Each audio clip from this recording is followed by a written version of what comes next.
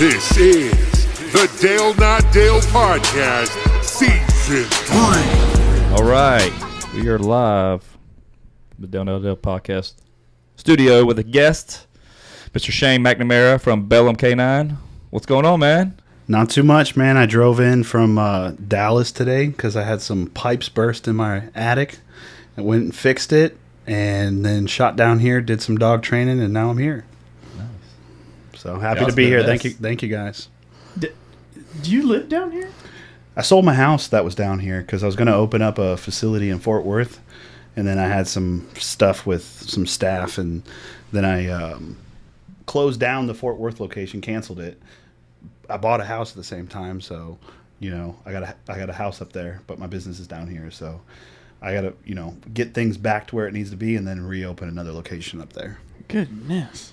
Fort Worth is a good haul. Yeah, That is a haul. I hate driving that way. God, I hate driving that way too. yeah, but I'm kind of used to it. I mean, I get it. At this It's just point, and I space out. Yeah. You listen to podcasts when you're on the road? Yep, You should listen to our podcast. I do. What's your go-to? Which one you... I got a couple I listen to every week, so... I mean, I listen to Rogan a lot. Yeah. But then again, too, like, not even always podcasts. I kind of watch a lot of stuff about entrepreneurship. Okay. What is it? Alex Hormozy. Never heard of him. Yeah, I follow a lot of. He was a guy that did this thing called Gym Launch. Okay. I think he made like $100 million when he sold it off. So he teaches a lot of good entrepreneurial lessons and stuff like that. Okay. So, What's his podcast called? I think it's just like, Alex Hormozy. You can look it up. Very original. Yeah. It's good. I listen to him too. Yeah, when you're that big of a guy, I mean, everything's about your name, Yeah, no, I get that. So. That's why I'm dropping my last name. I'm just going to be Vaughn. That's it. That's my podcast is going to be... V-A-U-G-H-N. No, it's definitely V-O-N. Always will be. Hadn't changed. Vaughn goes hard. Dude, Vaughn does go hard. Vaughn goes hard. It is a hard name. The Vaughn Podcast. Dude, I'm telling you, man. Dude. It does go hard. It does. Yeah. Dude, I might do a spinoff. It's so hard, but the podcast be soft. But podcast pun. You do weigh 176 now, dude. That's pretty Dude, light. I know. I don't know what happened. Vaughn's been on keto. I mean, he's always been... Keto or carnivore? I'm doing keto. You know what? They're both so close to the same. Like, I don't even act like it's some big difference. But How does your body perform on it? Does it, like, do you like doing it? Are you dude, happy? it's the best. I sleep so much better. I have like zero inflammation. I'm like I hold water weight in my face real bad, so it makes me look like I'm fat. Yeah, I have Yeah, like look at the logo. You can see how fat he was there.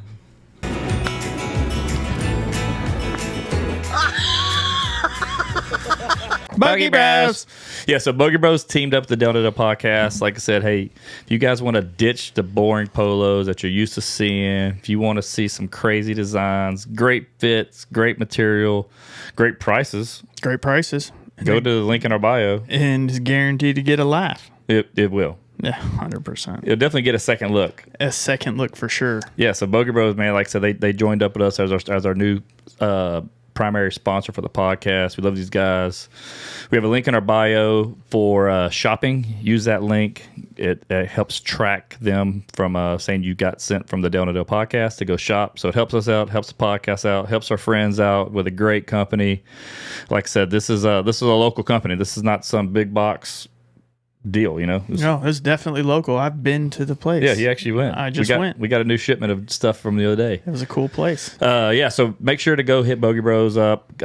Check out their stuff. They got everything from polos, the hats, the ball markers, towels, Golf gloves, head covers, koozies, women's polos now. ball. Yeah, they've got everything a golfer could want.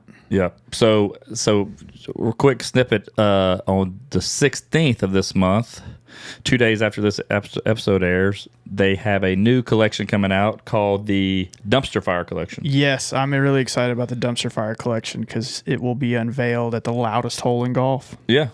Was it in our box? It is. Okay, I haven't seen it yet, but I'm excited. So with that, they're going to have 2 men's polos, white and green, 2 women's polos, white and green, a snapback hat. Yep. A t-shirt. A t-shirt, a bucket hat, and a ball marker. Yes. So this is always a big one for them. Like I said, the PGA season just started, so like I said, this is ramping up for that. But this collection, you're gonna have multiple things to pick from. So like, hey, go grab the whole stuff. Like, get everything. It just, if you buy everything, then you don't have to worry about buying more things. Yeah, buy everything and use our link. Yeah. If you don't use our link, don't buy anything. Yeah, that's true. Yeah, no, they don't actually. They don't have a website. Their website is only accessible through our link. Yeah. We've got it. We took care of that. Yeah. Yeah, but like I said, they got stuff for women on there. They got stuff for men. They got matching polos between men and wife. I think they have some stuff that's matching if you want to wear the same polo as your spouse or your significant other. Yeah. But they have great material. The stuff fits the best. Vaughn's actually got the new hoodie on, which just recently dropped. It's an amazing hoodie. It's got pockets on it too, right? It or does. just one? No, it has two. Both? Great pockets on it. Dude, I love it. I love a good hoodie. It's very, very comfortable. I love it. So I'm wearing the new Bogey Bros. Well, I say new. It's been out a little while. They're Bogey Bros hat. I've always loved this green. You've got the +1. Got the +1, just like my handicap. I think this is only an employee exclusive for that I have on right here. Dude, I've seen you work in that. Dude, yeah. Dude, I'll do it. You know how many orders you packed? We do need to go to the warehouse. Yeah. But yeah, hey, so go to the link in our bio. Go shop at Bogey Bros. At least go check it out. I guarantee you will find something that you like, that you'll laugh at, that you'll think, oh, man, this shirt would be perfect for somebody. So do that. And while you're at it, on the 16th, whenever the Dumpster Fire collection drops, go check that out. Yeah. And I'm sure, like I said, these guys always have specials running. There's always deals. So just keep an eye out for it. You just missed the big sale they just had.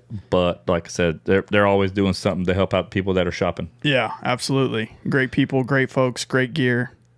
Look good, play bad. No doubt. Bogey Bros, let's go. We touched balls. He's the other one. Dude, that was done on. Wait, which one? I'm the one on the right. Oh, that is you. Let's check it out. And just so you know, that was done on purpose. Yeah, I made sure the guy. Yeah, of course. He was like, throw a double chin on him. Dude. Yeah. Hey, make it 3. Make it 3. Triple chin. A complete shithead. So hey, yeah. So a few months ago, so is your media guy or your one of your guys reached out to me. Yeah. From your Bellum K9 Instagram, and I was like, dude, as soon as I got it, I was like, oh, this could be cool. So I went and looked at your page, and then I screenshot it, what we talked about, and I sent it to Vaughn. He was like, oh, shit. He's like, how do you always get us into something like this? Because I was talking about the potential for the follow-up, like go to your place. Yeah, you guys want to take a bite by a dog? Yes. Yeah, I did. So I've got some ground rules, but we'll get into those. We'll see how realistic they are. Yeah. I mean, I think they're going to be realistic. I think you'll be. Shane makes the safe word up. Yeah. And he knows it. Macaroni. Macaroni. Dude, I still may not be able to get them off your arm, even if you're screaming macaroni. Shit. Do you have those little pad things? Oh yeah, you're gonna be fully protected, dude. I don't. But it's still gonna fucking hurt. I don't know if That's what I heard. I don't know if I needed the pads though. No, dude. No, he can go first without pads. So I'd love to teach you something real quick. We'll go into a little bit of science here. So all right, go ahead. So these dogs can bite anywhere from 300 to 700 psi per square inch. Oh. Okay, so what does it take to fracture your bone? 100. Exactly. I just guessed, but I'm good. That is good. We'll cut that part out. Say I knew it. Damn. He's like, God damn it. He's like a wizard here. Yeah. So 3 times the strength to break your bone. So you got to wear bite suits. You got to wear protection, or you got to have what is that made of? A bite sleeve. So it's made of like 3 or 4 different materials. Like, so some of them even have like Kevlar inside of it, and burlap and some other fabrics, but it's super thick and it's really dense, and there's multiple manufacturers. Dimite is a manufacturer that makes great bite suits. There's also, Ray Allen Manufacturing. They're a canine. Great 3-point shooter. Yeah, he really was. There's a whole like manufacturing companies that stateside that we use that make great protective equipment. So. All right. So 300 to 700 pounds. Yeah. Just doing a little bit of math. I've got you're gonna scream. I've got a whole lot of you gotta get your adrenaline going. I got a whole lot of bones in my body, so I think one bite's not gonna break them all. No. I mean, I broke one of his bones when we did jiu-jitsu that time on the video. That's because he's 176. I did, dude. Hey, he's in the featherweights. Dude, it's You gotta bad, step up to the light heavies with me, dude. Yeah, here we go. So yeah, no, I will say that I'm excited to get bit by a dog. I'm excited to have one of my dogs bite you. Hell yeah. I mean, so do I'm assuming I have to have my legs, my arms, my chest, Yes, basically. just for safety. Yeah. Yeah. So, But we can also do it where we don't do your legs and you have just a bite sleeve on. Yeah. And then I'm restraining the dog back, and then you're bringing it to him, and he'll bite the arm. So that's like low level weenie stuff. Not doing that. The real stuff would be the full bite suit, and I let him go into you, and then you catch a bite. okay. Yeah. That's the real deal. I heard to go with it. Yeah. So I don't want to take a chance where you're running and send him after you, because you could seriously get hurt, or you could seriously hurt the animal if you don't Okay. know how to properly catch a dog. Okay. So there's a I whole can't art. run. Yeah, no, there's a whole art into catching dogs. So Yeah, they don't just send amateurs out there to do this. Exactly, because if there's something called jamming. So you could jam the dog and you could break his neck. You could do something really hard, like harmful. Yeah, to we the don't do dog. that. You know, so I'm actually worried more about the dog. You know, or all You got more invested with the dog. Right? Exactly. I mean, I've got getting years of training. This is getting morbid. I don't even know how I feel about this now. You're worried about the damn dog. I'm worried You about ain't the dog. about me, I mean, he's worth like $100,000. Oh. dude. I'm probably 90. I'm priceless. Honestly, if you sold me to Taiwan, I guarantee you I'd get at least $100,000 at minimum. What does Taiwan want with you? Dude, Microchips or something? dude, a lot. Because They want to traffic me. they child traffic his little body. Oh man, I'll do it. $20 is $20. So okay, so your company is called Bellum K9. Yep. So when did you start that? Tell us a little about it, just so we can educate everybody. We'll get more into the technical stuff, but like, how'd you start this? Yeah, so prior to starting my company, I was a canine handler in the Air Force. And one of the things that's special about what I did in the Air Force is I was a presidential canine handler. So to become a presidential canine handler, you have to get stationed at the proper base. Okay. So the base where the president goes into is Andrews Air Force Base. And then you go through a whole background check, and you have to get a top secret security clearance. On top of the top secret security clearance, you have to get like a caveat to your clearance, and that's called a Yankee White. So they basically go deeper into your clearance to make sure that you are mentally fit, Fully vet. yeah, fully vetted to be able to have a weapon around the president. So you did that for Obama and Trump administration, right? Yep, both of them. 6 years of that. Absolutely.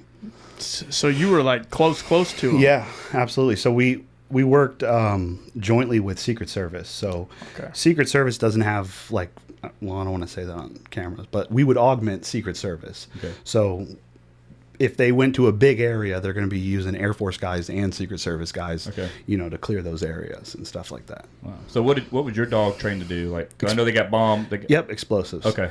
Yep, you're looking for terrorist type, activity. Okay. Looking for explosives. So how long were you in the military? 6 years. 6 years. So did you handle dogs the entire 6 years?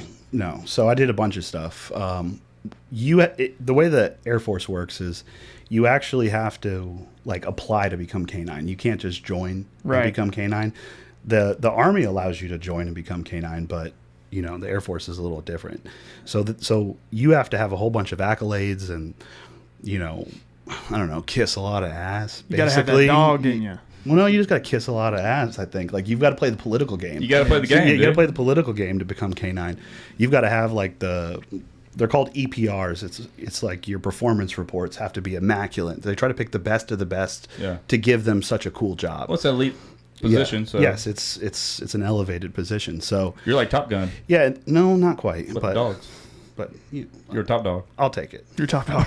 I'll take it. Yeah. I mean, they did talk about flying plane full of rubber dog shit out of Hong Kong in that movie. Oh, they did? Mm, I remember that. So there was dogs in there. there was. Yeah. I think he's right. Yeah, so I became presidential canine handler, traveled the world, did all sorts of stuff. It was fun. It gave me a good foundation, a good education of dogs. But a lot of my education came afterwards, being a student in my craft, constantly learning, pursuing to be a subject matter expert, you know, because a lot of guys get into canine and they do the bare minimum. Like they're basically just dog walkers. Yeah. The dog has all the training, does all the work, tells you that there's a bomb there. Not literally, but he has what's called a change of behavior. So the dog will actually visibly start to change his behavior, and there's many different changes of behavior that exist.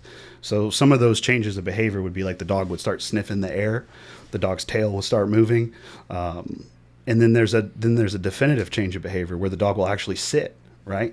And that would tell you that, you're in the presence of a bomb. So what do you do when your dog sits all of a sudden and you're an explosive handler? You try not to shit your pants. Yeah. Right? Yeah, like that's the first thing. I actually just shit my pants. All right, shit your pants. So let's just say you're going but the thing is, you're going to see early changes of behavior before he sits. Yeah. So you're going to see him starting to, we call it air. tails. We call it airing up. So he would start airing up, sniffing the air. His tail will start moving around. He'll start doing something called bracketing. So he'll go from one way to the other way, and it looks like a bracket, right? So he's trying to definitively figure out where the odor is coming from. He's trying to find what's called the scent cone. Does that make sense, or am I losing you? No, guys? He's trying to hone in. Yep, he's trying to hone in. So if you started seeing airing up, you started seeing bracketing, you need to basically we would take our cap off, throw it on the ground, and then call EOD and be like, there is something in that direction. Send the robot, figure it out. I'm not going to keep pushing all the way down to get directly on top of a mine, and turn into red mist and get blown up. Were you ever handling a dog and you came across the explosive? Yep, I have a confirmed find. Really? Yep. I think I can tell the story. Well, I mean, we don't mind. Well, I mean, I'm on camera. So so I actually had a find on base at Andrews Air Force Base, and it was during a G20 Summit. Okay. So they were having a G20 Summit. So I think it was in Washington or something. I'm not sure, but all of these diplomats were flying into Andrews Air Force Base from like all these different nations, and that was like that's like the worst because we have to go to the gate and we have to clear every single vehicle, and we're talking like on one shift you would clear hundreds of vehicles. Oh, wow. So you're getting to the point where this is just like a monotonous, complacent. You're just like, I want to fucking go home. Like I don't want to do this anymore. So I was at of course, towards the end of my shift. I'm ready to go home. It's late as shit at night. I'm working what's called mid shift, which is, overnight. And we're searching this vehicle. My dog starts airing up. My dog starts bracketing. I'm like, dude, quit fucking around. Stop. Like, we're going home. Like, there's no a couple hours left. There's no way there's anything in this vehicle. Well, the thing with canine is it's not just the dog. Like, you're a team. Yeah. I'm important. The dog's important. Like if I don't realize he's changing, that bad things will happen. So I start to investigate too, and I'm like, "There's no way there's something in this on the gate." So I look at and then I look into the window of the vehicle and I see 2 weapon cases. So I was like, "Okay, well maybe there's weapons in here." So I do everything by the protocol, do everything by the book, pull the guys out, make sure that I don't transmit my radio. I don't say like, "Hey, I think I got a bomb here," because if you transmit the radio, like you could activate a device. It could be radio-driven explosive. Oh wow! So we have a whole protocol and stuff like that on what to do. I do it perfect. There's no flaw in my game. I do it perfect, and open up those weapon cases, and there's 2 rocket launchers in there. These guys back then, it was Ukraine. So it was like Ukrainian diplomats that had these rocket launchers in the back of this vehicle. They hand me the paper, I get the paperwork from them, I call it in. Long story short, this thing turned into the biggest clusterfuck of my life. like for me doing my job. Yeah. It turned into the biggest cluster. It went all the way up from what I was told. I can't confirm. I'm just being told that this went all the way up to the Secretary of Defense at the time.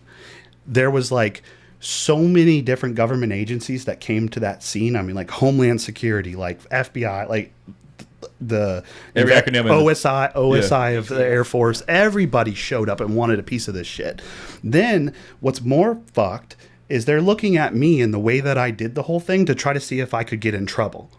So this makes me not want to ever do my job again. That's crazy. Because they're like, how did he do it? When did he transmit? Did he transmit this over the radio? Like they were trying to get me in trouble. Trying to poke holes in it. So then they also do it, and they're like, they sent me home that night. Yeah. Pulled me off a shift and sent me home. So I'm scared, and I'm like, what did I do wrong? I just did my job. Watcher with you? Yeah, no, but I was paranoid as shit because I was like, are these guys going to show up at my apartment and kill me for getting them in trouble?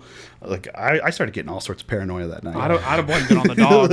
Like I was, yeah, he did his job too good. The dog did it. We did it. I looked into the vehicle. I could have just been, but no, I can't. He showed a definitive change of behavior. Yeah, you got to react. Yeah, so I wanted to get to this part. So they tell me, like, don't talk about it. Like, hush, hush. It's handled, and don't address it. And then also report into the commander tomorrow at this early morning. And they were, like, really pissed when they're telling me this. So I'm like, now I'm in trouble, and I got to go to the commander. Like, what did I do wrong? And then they ended up giving me a coin and be like, congratulations. Everybody that's in the ceremony or whatever is jealous, and they're like, whatever, because there's never been a confirmed find on base. But they just gave me a coin. So, prior leading up to the ceremony where they're going to coin me, I'm like, am I going to get step promoted? Am I going to get rank for doing this? Nope, here's your fucking coin. And also, don't ever talk about it. Well, here I am on a podcast. It's time. It's over. I have the coin. What does it say on it? It's a commander's coin for the unit, so whatever. Well, luckily nothing's going on. Yeah. Was there any possible? It just proves how sketch it was. Like, so I guess they came down and they were doing business with like some Texas provider of this RPG-7 rocket launchers, and they picked up some decoys or something of these launchers. I don't know if they were decoys or they were real or live. My dogs certainly showed a change on it, But my point is that, like, they didn't tell the base. They were sketch. And I fucking caught them. So, you got found out. Yeah. So I was worried that since I caught them and got them in trouble potentially. Yeah, put your life in danger. Yeah, I was paranoid for a while. So that was my confirmed find. God. How long were you doing that before that happened? Like, how long? I think that was my first year as K9. So people were like, fuck you. Yeah, you got to get out of the way. Yeah, like this. I just walk around and flip my coin around. Yeah. Hell yeah. I should have. That's hilarious. Heads or tails? Yeah. Everybody. Check out my coin. It's also on my EPR. Yeah. Bomber mine. Oh, man. That's wild. I guess they kind of, like, even after that, tried to, like, not give me certain things because they're, like, over my military career, I was that guy where, like, shit would happen. Like, if you send and of you're course, like Forrest Gump. Yeah, we go for, like, we call each other by our last name, so they're like, if you send McNamara, like, something bad's gonna happen, or he's gonna find a bomb. So, like, don't send him on the missions. I mean, isn't that the whole point? Is to find one a would bomb? think. You would think it's the point, but, like, it's just a jealous, competitive, industry. I don't know how to. It's I don't understand bunch of ego-driven stuff. Yes. I don't understand Yes. the competition in which Life-saving. it is legitimately sheerly dumb luck. Yeah. That you. Yeah. I mean, it's luck. But right? I've always had dumb luck. Like, Yeah. weird stuff has happened in You my gamble? life. No, but I should. Yeah, dude, I'll take you with me, man.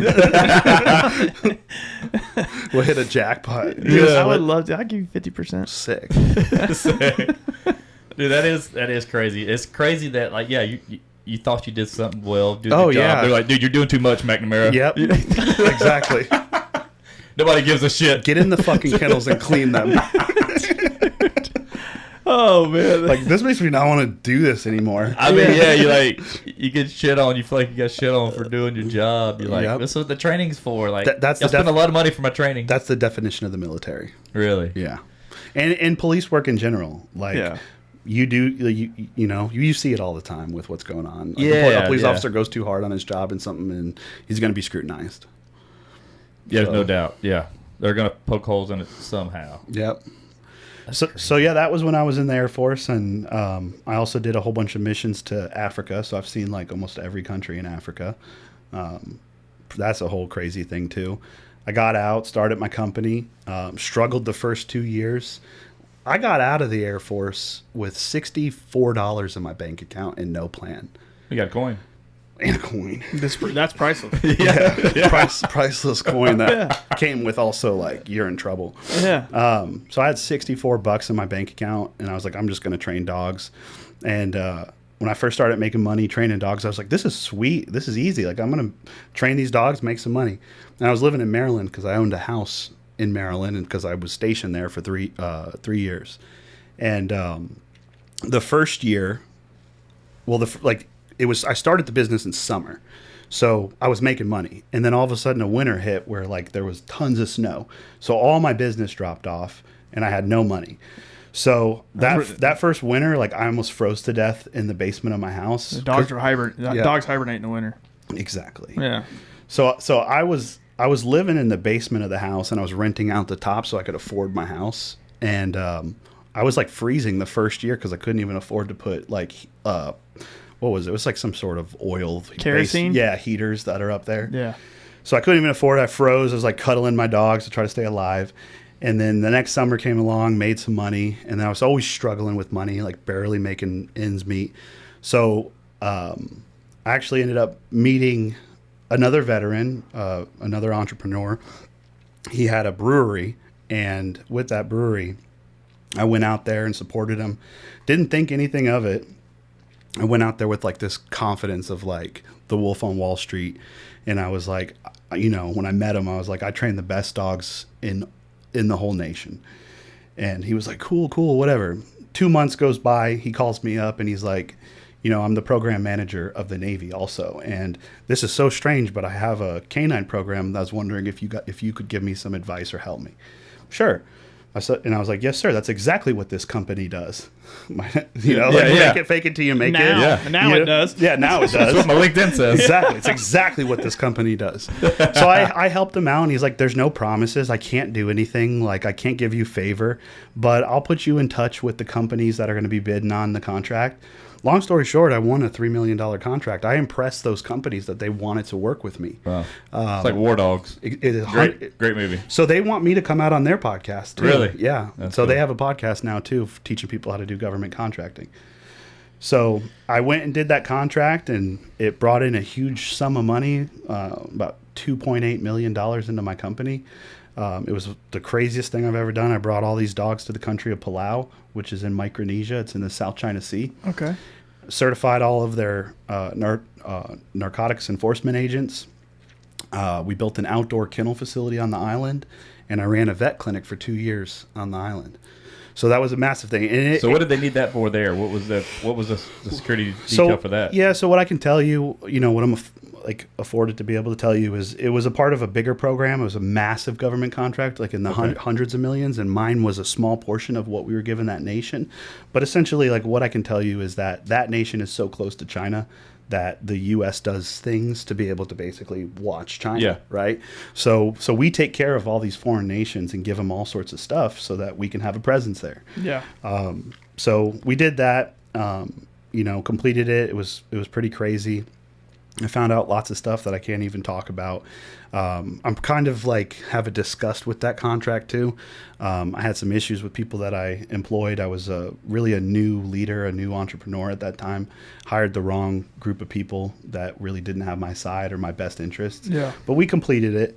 And then the saddest thing that I heard is that nation basically like abandoned the program. Like they stopped taking care of the dogs. Like that's the rumor I heard. I heard that they just stopped, and I don't even know if the dogs are alive. Like they didn't want the dogs. Like a crazy thing about that nation is like, this is what I was told, and it may sound racist, but it's not. This is just what I was told. Like 100 years ago, that a lot of the nation were cannibals. Like they would literally eat people, like and kill you and stuff. So like they were eating dogs too, like 25 years ago or 30 years ago. I could be wrong on the time frames, but they were eating dogs. They don't view dogs like we view dogs. They don't respect them on the care level that we're supposed to do. Yeah. So we gave them this fucking amazing ass dogs, trained, and from the rumor I've heard is that they're not doing the greatest of taking care of the program. Yeah. So that makes me in the future be like, I'm not giving a third world country canines ever again. No. Like I don't want to do that. The money ain't worth it. I'm not going to give you all these animals. And do it. But you know, I never knew. You never know that that's going to happen. So the program was really you train the dogs, get them ready for their assignment, and then I put on a 12-week training academy for all of their agents. You know, agents. Yeah. So how to be handlers. Yeah, and what's cool about that is the U.S. government endorsed my company's certifications on behalf of the U.S. government to certify them with Bellum K9 certifications. So I became an international certifier on behalf of the U.S. government. And what was crazy about the K9 program is all I did was basically copy Lackland's program, which is the one I went through. Yeah. I just sold them back their own program, which was awesome. Gotta love it. Yeah, Lackland, that's San Antonio? Yep, and that's where K9 training is out of. So what kind of dogs are they that they use? So I brought them German Shepherds, Belgian Malinois, or hybrids of the two. Mixes of German Shepherd and Belgian Malinois. That was one of the questions I was going to ask. So I'm assuming, which I shouldn't do, but the German Shepherd my assumption would be they're highly intelligent and easier to train. Yeah, it's like the Ford F-150 of dogs. Like it's just capable of everything. I mean, you got Ford F-150s that are super fast, right? Right. Like they can mod them out and make them fast trucks. Yeah. You can also have them off-road, right? So it's like versatile. Gotcha. And the Belgian Malinois is like a fucking Ducati motorcycle. They're like way more wiry. Yeah, like that's the dog that I want. They're smaller too, right? Yeah, their frames are much more compact, like nimble, but they can still range in between 40 to 90 pounds. Are those like breaking a wild horse difference in training? No, because like they're just. Have you ever heard them called maligators? Mm-mm. So they're called maligators because they chomp their jaws. Like I'll bring one of these dogs in and it's like pop pop pop, just like an alligator would clap its jaws, right?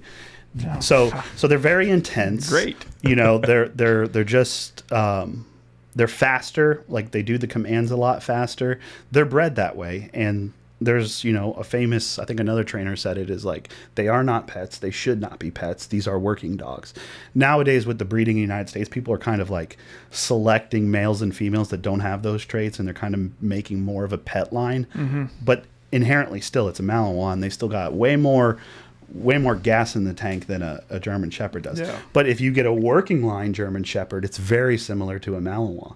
So a lot in the places that you get some of the best working dogs out of would be like Czechoslovakia, Hungary, in those places because the genetics aren't all messed up like what we do to them here in the United States. Yeah, they keep them pure to working lines. German Shepherds get big too. In my hometown, Lake Charles, they had a guy that owned a watch shop. He built watches and he had like nice watches, and he was in a wheelchair. He was from my hometown, but he had a big German Shepherd that that was always with him.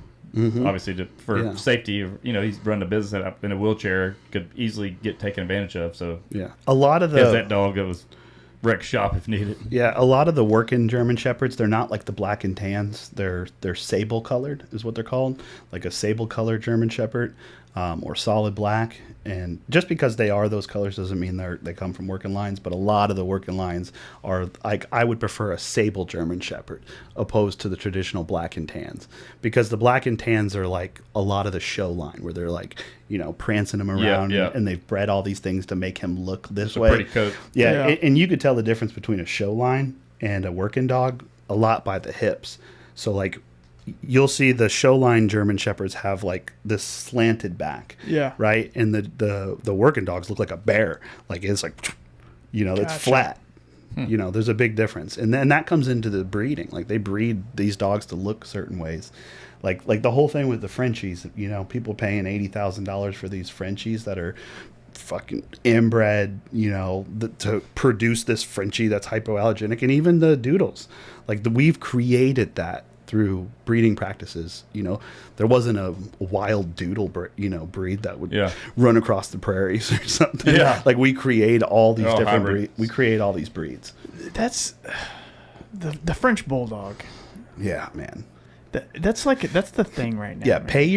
pay your 20 or whatever 10 to 80 grand for your fancy designer dog, and then you're also probably going to have like 10 to 80 grand in vet bills to keep him alive. Those things are the most unhealthy dog. They can't even breathe. They got sleep apnea. I'm sitting here talking about that, and I got a freaking Saint Bernard. Yeah. But a Saint Bernard's a working dog originally. He is like working. those dogs were awesome working dogs. They saved people's lives, and they used them on those avalanche patrols and stuff like that. They're cool. They're cool dogs, but they're not good in Texas. He's a sleeping dog. So fast forward, you finished that contract. Yep. Then what was the next thing past? Like, once you're done with that, So- where'd you go to next? So before I actually got awarded the contract, this is a cool story. I didn't have enough money, and like I said, it was another winter, and I was about to get the contract. Like, it had to go to Congress, get funded, and all this different stuff. And in the meantime, I'm just trying to train enough dogs to survive until the contract comes, and I couldn't. So I took a contracting job in Africa, not doing K9, but since I still had an active security clearance. They just hired me based off of my security clearance because it's super expensive to get that clearance. So I took a job installing like complex advanced security systems at U.S. embassies. I had no experience in fucking wiring these things. Like I was a dog guy, I was a cop. Like I didn't know that, but I learned it. So I guess I had the aptitude and intelligence to figure it out fast. But the craziest thing is, I was doing all of this just to make ends meet. And I was making good money in Africa. But they didn't supply me with malaria pills. So I got fucking malaria in Africa. And I was in an African hospital for 3 days getting treated because I'm no longer supported by the government. Nobody's going to fly me home. So I like almost literally died in Africa of malaria to try to make my business like survive and exist. Dude. I don't know if anybody that's gone to the lengths to try to make their company succeed. Like, fucker, I was in an African hospital with flies on my face, dying of malaria to make my company exist. What'd they do for you? Dude, this was the other thing. I was so scared, man. Like, they had to give me injections of some medicine, and I'm worried about getting like HIV. I'm not like, and it's justified because I was in Niger, Africa, which is the most impoverished nation in all of Africa. Yeah. I mean, the roads are like desert roads. There's not even like it is. When I say impoverished, like, people are missing limbs, starving, dying. When I went there and we're in this car and they see that like I'm a white guy, a foreigner, like the car would get swarmed with 1,000 people begging me, and they're missing limbs, they're skinny and dying, and it's like overwhelming. Like, my money, sir. Like, it was nuts. So I did that contracting, came back. Got, and then ended up getting the contract, fulfilling the contract. And then I took that money and I bought a property in Santa Fe, Texas. And then within our first year of business, we became one of the largest dog training companies in Texas. So what year was that when you bought Santa Fe? So I bought Santa Fe, I think 2021. Okay. It's either end of 2020 or beginning of 2021. So that's kind of like your hub, right? The other thing, yeah. I've recently sold that property and moved the company into another building in Santa Fe. But I did that government contract in Palau during the height of COVID.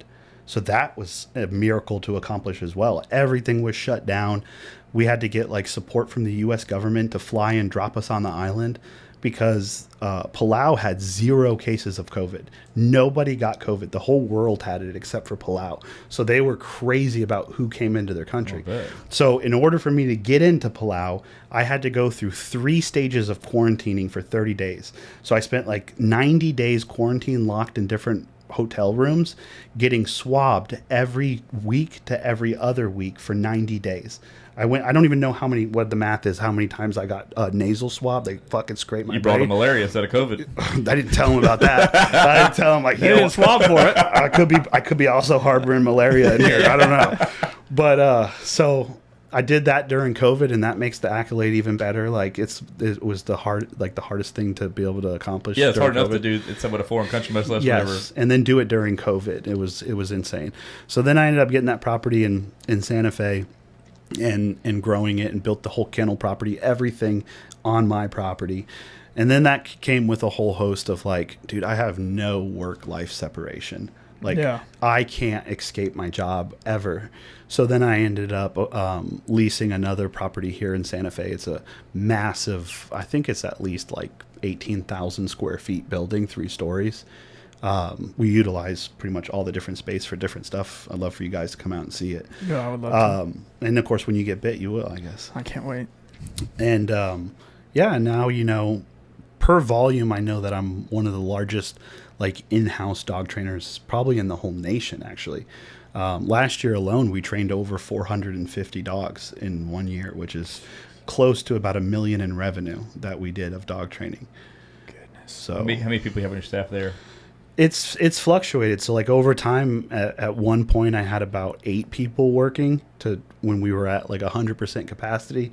And honestly, I've had to like scale up and scale down and scale up. Like supply and demand. Literally, Texas is the craziest fucking place. Like every other week we're having a weather event. Like like we got hit by Hurricane Beryl. I lost all business for 4 months. Like no customers, because what are you fixing? Your fence, you're this, you're dealing with insurance claims. And then we're having a apocalyptic freeze. So then nobody's buying dog training. So this has been one of the toughest things I've ever done. Yeah. Get malaria for it. Survive apocalypse storms. Like I'm in the trenches fighting for my business, like trying to make this thing, work. Well, if you believe in it, I mean, I guess that's why you're doing it. You feel like you're making some change. So what's your day to day like? What do you? Obviously, you're not training canine like dog canines. Also, you're so if I could do endless government contracts, I would. Yeah. But I think I kind of just got lucky, hit the holy grail, and I haven't been able to find more work. And it's also like there's just not a lot of massive government canine contracts that are going around, and I'm competing with massive security contracting companies that are worth millions and billions. So they always are going to get it to it faster than the little guy. But I have some things in the works and other type of stuff that I'm always looking for government contracts. But we've switched over to be a public pet training. So I've done over the course 3 years, we've done everything from obedience, right? Like, let's say your doodle has a bunch of behavioral stuff. He runs away, just like you told me about your previous dog. Yeah. Well, you would come in and we could do a board and train on your dog. That's where we keep the dog for a period of time. Or we could do private session programs. So, excuse me, that's Dr. that Pepper. Is that 121 or something like that? Yeah, exactly. So what does that mean? So you would come in once a week, and we would teach you to train your dog, and we would train both of y'all together. Okay. Yeah, and that's the best method. Yeah. So like you need to learn the stuff. Exactly. So like if I trained your dog all the way to advanced obedience, and I have him on Instagram looking awesome. Like he's lazy, he won't do that. But let's say I did. Mm-hmm. If I don't make you a really high level advanced off leash dog trainer, all of that shit it'll disappear. The dog will regress. So one of the things I figured out too for 2025, we're probably not going to do that amount of volume of dogs anymore. And I'm not going to do that many board and trains for 2 things. For the first reason is it's not that profitable when I have to hire 8 staff and pay them realistic wages to go do that training, right? On 27 dogs at once or something like that every single month. It ends up either breaking even or costing me money, and I'm here to run a business, not a nonprofit. The other aspect is the people think the dog's trained forever, and it's not. What we did was temporary. What you do with your dog is for the life of it. Right. So, but that's the thing with today is like everybody wants instant gratification, and my point that I'm getting at is if for anybody that's watching this, like work with a trainer that teaches you how to be an awesome trainer. If he ain't doing that and you're not willing to do that, don't pay for dog training. Yeah, it's just a waste. It's a waste. Yeah. So we're going to do a lot of private sessions this year. That's what we're pushing for because, the board and trains is too much. And I also don't want to run an operation that has, all of 8-10 trainers. And, I'm out in Santa Fe, so it's really hard to find good talent and stuff out here and get people to keep their jobs. What dog breed is the most pain in the ass to train that you've come across? Ooh, that's a good question. Most pain in the ass. I could get into this for an hour. I would say a husky. Huskies are a pain in the ass because they're genetically not bred to want to listen to you. Huh. They're an independent sled dog, like they want to do their own thing. So we have a lot of issues with huskies. We have a lot of issues with. That's the most of it is a husky or really game bred dogs. So have you guys ever heard of game bred dogs? So a game bred dog is basically a dog genetics that was bred to kill game. Okay. Hog hunting dogs, things Okay. like that, right? Presa Canarios, Cane Corsos, and those are Dogos. what Dogo are. Yep, Argentina, those ones. Those dogs are hard to train because people bring them in and they want the dog aggression to go away, and it's like your dog is genetically bred to be animal aggressive. Yeah. Like that's what its purpose was. Its purpose was to kill other animals. So it's kind of a caveat of like unrealistic expectations to be achieved on a dog breed.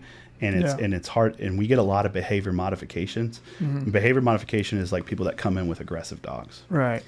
Yeah, I was telling you before we got in here, I was talking to my brother-in-law. He used to train hunting dogs.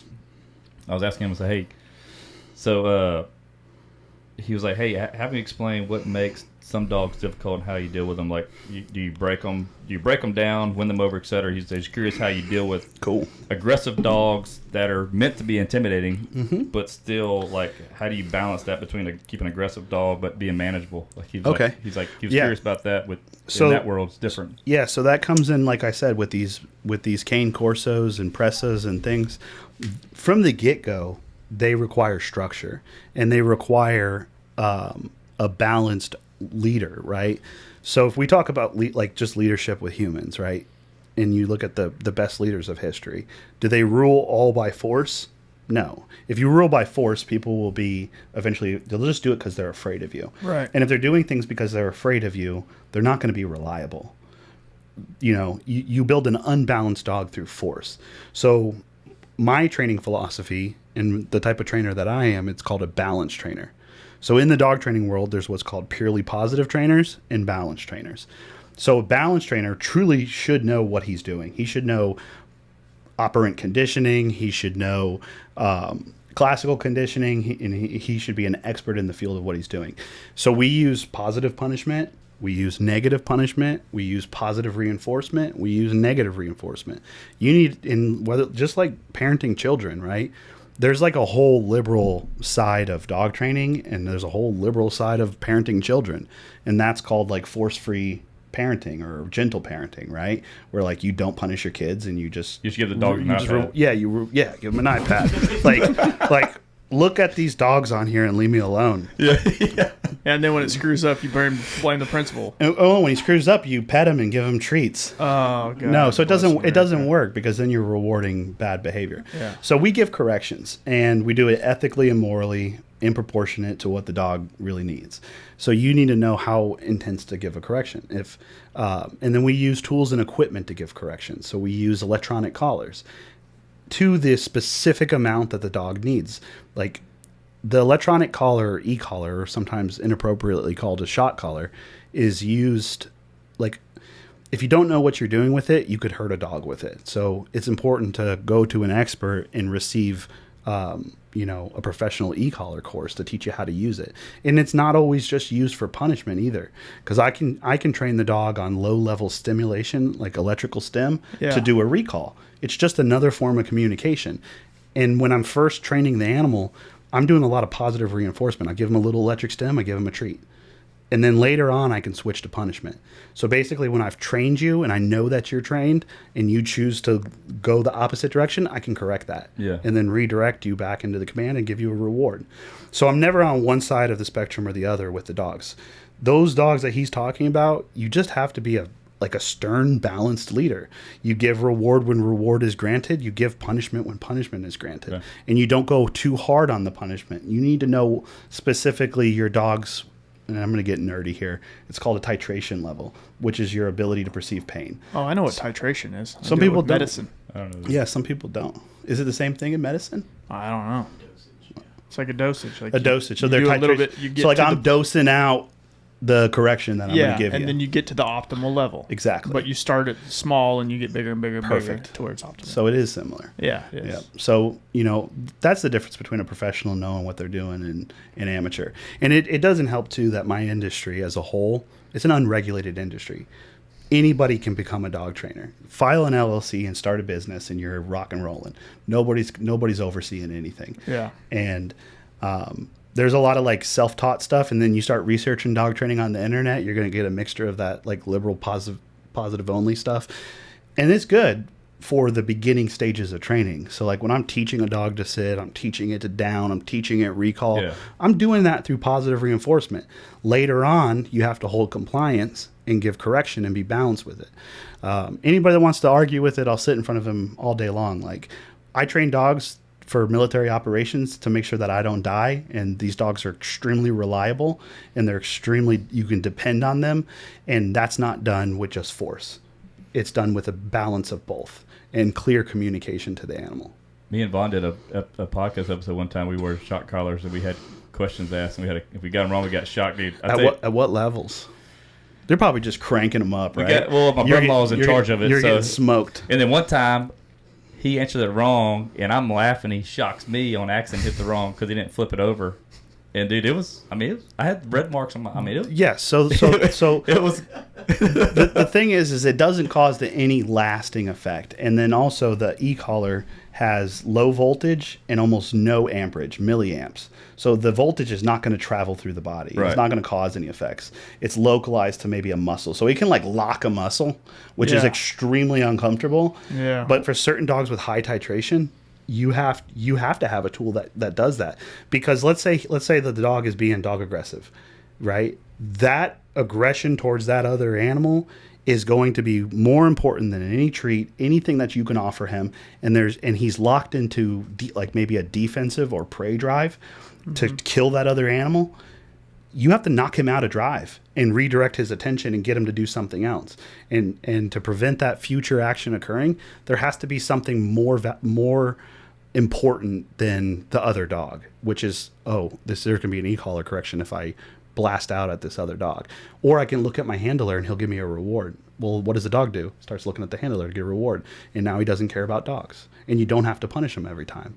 Vaughn said he had brain damage at one time he got shot. He probably did. Yeah, I'm not kidding. I drooled for a week. In your case, it was lasting. Dude, I'm telling you, it struck a nerve. Yeah. Struck a nerve.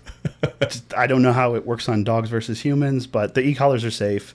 You work with somebody that's not an asshole that's trying to give you brain damage. Yeah. We're not trying to punish the dogs. It's just business. You make a mistake, you get a correction, but you also get redirected and taught how to get rewarded. So then the dog, it's like a fork in the road. If you know there's punishment on this one, you'll avoid that to go to this path to receive money. Yeah. I'm going to go to the path that gives me money. And then money for the dog could be petting it, loving on it, giving it a treat, or so on and so forth. So I do think all Chihuahuas should have a level 99 on their e-collar. Dude, Chihuahuas are crazy. Have you ever met a nice dachshund? We've had quite a few mean ones, yeah.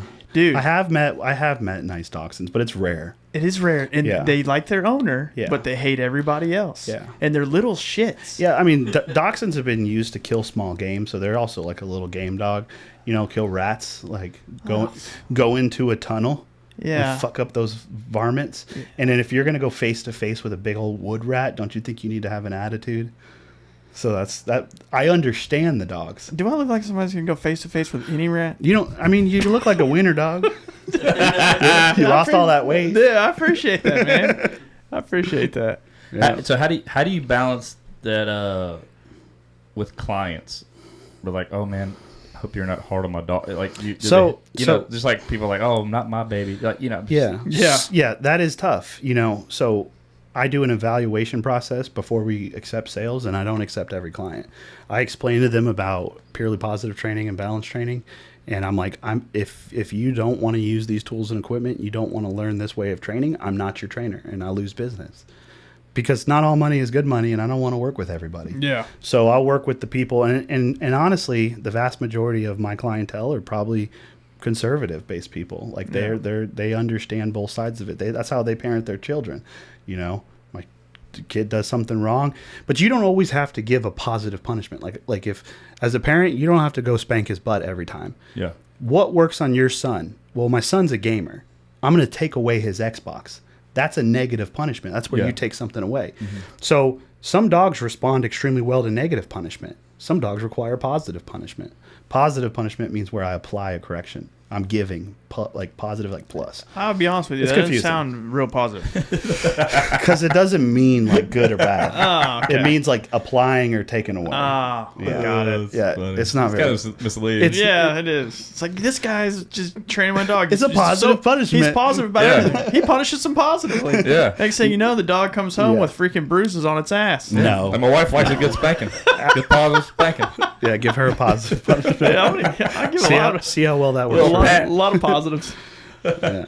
So how much like continue like learning do you have to do in your field? Is it? I'm always reading, and I always try to, humble my ego to not think that I know everything. There's truly really good people in this industry that really know their stuff. Since it is an unregulated industry, like there's ways that people describe stuff differently because they haven't learned like the definitive book way. For one thing that I do is like game recognizes game, and when I'm in the presence of someone that's fucking good, Yeah. I shut up and I watch and I listen. Yeah. And Try to I, pick up some I got cues. 2 ears. Yeah, I got 2 ears and 2 eyes and 1 mouth, and I'm going to shut up and I'm going to watch and learn. And I know when someone's good, or if someone was to say like, I know another way to do that. I'm like, cool, run it, show me. If they can't show me, then I'm not going to fucking listen to you. Yeah. But if you can run it, you run your dog and show me in directly in front of me, I'm going to watch and learn. And then and the other thing is it's kind of like, I don't know, I think Andrew Tate talked about it, where like absorbing other people's energy. I absorb people's knowledge. Dude, I'm the same way. Like literally, if I'm in the presence of greatness, I'm learning everything. You're welcome. Yeah. I'm doing good, right? Like when you walk out tonight, you're gonna feel a lot better. Professional podcaster. Dude, you are. You're gonna feel a lot better. Yeah. Hey, so besides I'm like stealing your energy right what now. about besides like the malaria and all the other stuff? Like Yeah. what's the biggest challenge of you being like count the money out of it? I know that's a challenge. What's the biggest challenge? Profitability all the time. The is biggest fucking challenge of being a hard. dog trainer? Just trying to balance a book on it, but Okay, I got it, man. what's that? Work, rest, balance. It's a selfless job. Animals don't take care of themselves. They're constantly they rely on you for everything. So your business needs to be strong enough that you have round the clock support for these animals. So there's just it's a selfless job. And then I spent so many years scraping dog shit, cleaning kennels, and like the work hours that are involved in this would crush most people.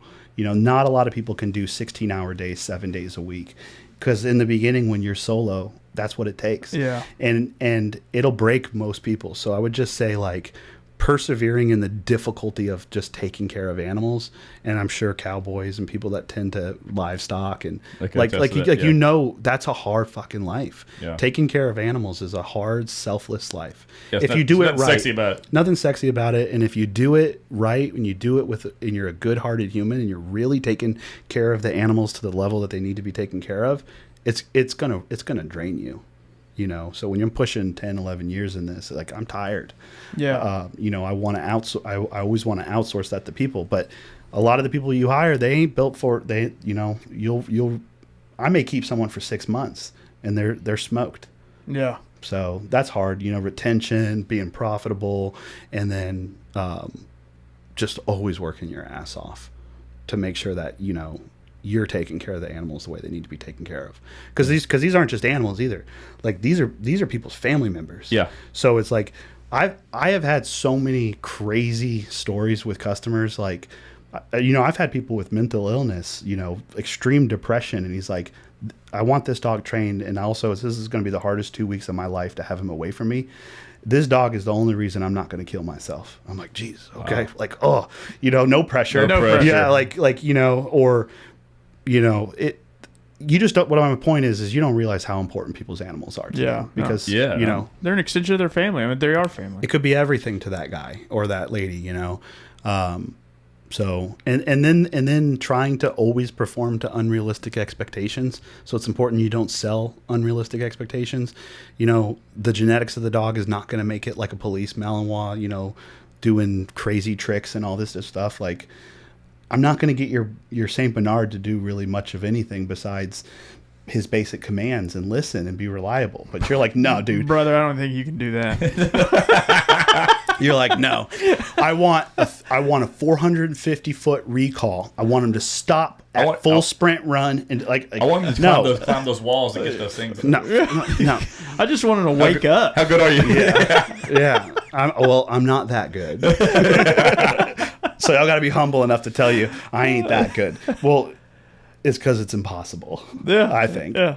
So what do you think? What's the future of dog training? Like, what's it evolving to? Is there any changes? Oh yeah, man. Like to make it. So there's a war between purely positive trainers and balanced trainers. They hate each other just like liberals and conservatives do, because they're kind of liberal dog trainers, conservatives. Yeah. Nobody wants to bring that up. And that's just like something I've realized that like all these people are. I'm pulling data from fucking my ass basically, but I firmly believe it. So the future of dog training, what it should be is everyone should be like the trainers should be conscious on making their clients dog trainers. You know, they shouldn't be focusing on, hey, I'll do this service for you and he'll be good forever. Yeah. You know, because they're selling people the wrong stuff, and then you get a bad taste with dog training. You're like, yeah, he was good for 2 weeks. And then he doesn't listen to nothing anymore. Yeah. Because they sold you a pipe dream, took your money, and they didn't teach you how to be a good trainer. So I think the future should turn into trainers training the owners, and then I guess just more positivity in the industry. Not like it's very toxic. So I don't know if what other fields. I think most businesses and fields are kind of toxic, but the two that I'm familiar with would be like the fitness industry and like personal fitness people.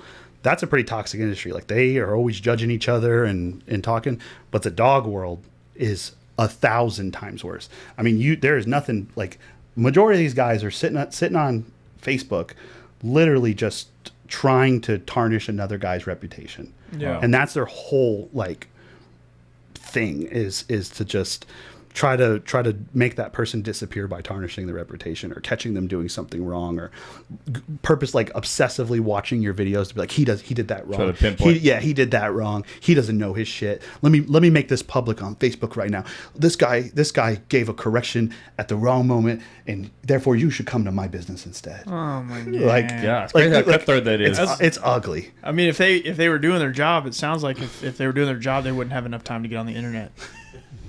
Here I am on a podcast. Dude, here you are, man. Here you are, man. Here I am. Way to get you out of the kennel. Exactly. Scraping shit. Golly. Yep.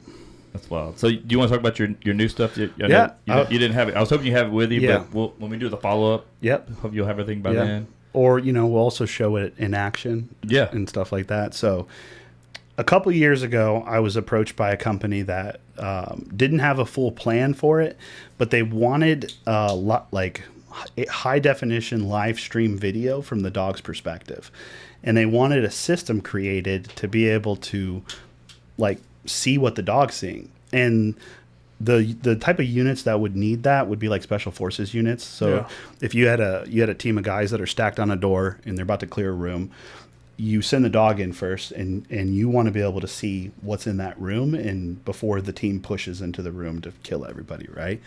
So what people don't realize is wireless streaming of video is a recent thing. Like the means to do it was like analog, and analog has a lot of different flaws in it because of like distance and strength.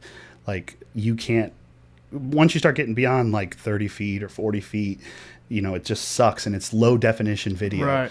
And then the other means is Wi-Fi. So like your GoPro, you can pull up your app on your GoPro and then live stream the GoPro, but you only got 30 feet of range. And if there's walls and stuff, the feed's gonna disappear.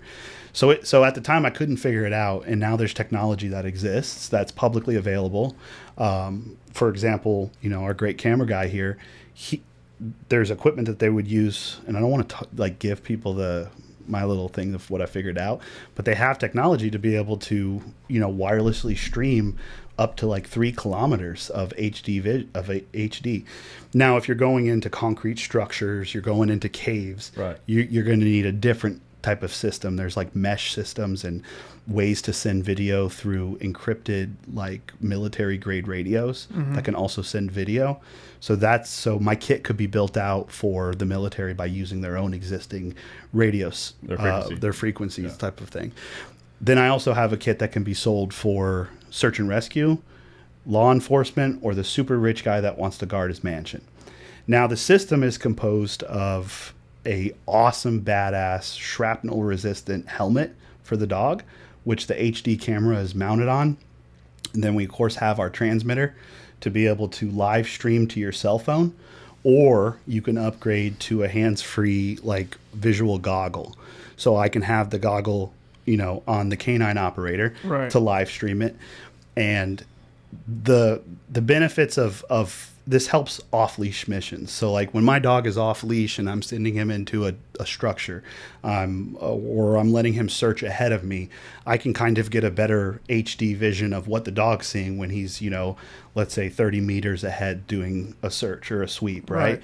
And then we've also this helmet has hearing protection, and I modified the hearing protection to run my two-way radio into the dog's ear, so I can for commands, because he's 50 meters ahead of me. I'm not going to be like, push left, and of course there's a very complex training program to build dogs to this level. Can't just throw it on any dog and be able to give him commands or whatever. So I give like communication directly to the dog's ear. I figured out how to wirelessly stream the video feed to either a cell phone or a hands-free goggle, and everything is neatly organized onto a badass harness system that has the transmitters and the battery banks and stuff to power those things, and it's called the Fortis K9 system. So I actually have a patent pending on the wireless communication system for canines. Dude, I will say that I looked at it. It looks badass. Even if it doesn't work, It's super badass.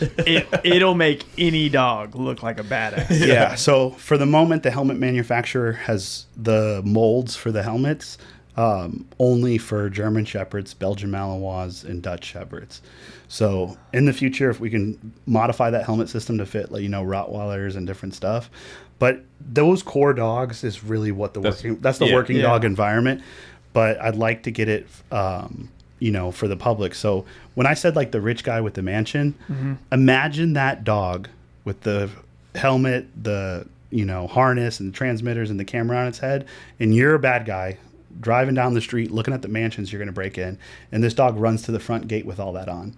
Dude, you're driving past that house. Yeah, no doubt. I don't want no stealth fighter on my trip. Yeah, I'm not breaking into this house. Yeah. So it has it also increases the psychological deterrent of what dogs are. Yeah. So the other thing is too. So like let's say airports or something, or with the ever growing threat of terrorism and sleeper cells and things that we're talking about in this nation. This brings a heightened psychological effect to the dogs that are already an incredible psychological, deterrent. Yeah. So I think it's going to be the future of advanced canine operations.